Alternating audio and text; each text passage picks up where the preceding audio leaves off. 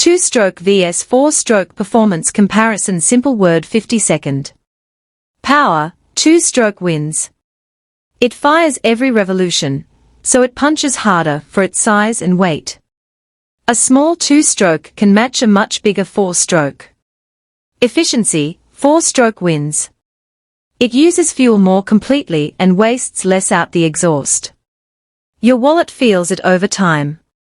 Reliability, 4-stroke wins. Fewer stress cycles on the engine means it lasts longer with less wear. Speed, 2-stroke wins. It revs higher and responds faster. That's why racing dirt bikes and jet skis love them. Smoothness, 4-stroke wins.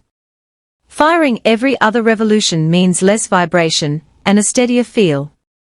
Weight, 2-stroke wins. No valves, no complex timing, lighter and simpler to build.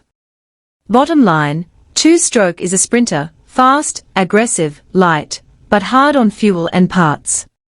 4-stroke is a marathon runner, steady, efficient, long-lasting, but heavier and slower to rev. Pick your fight first, then pick your engine. If this video helps to you, please like, share and comment the video.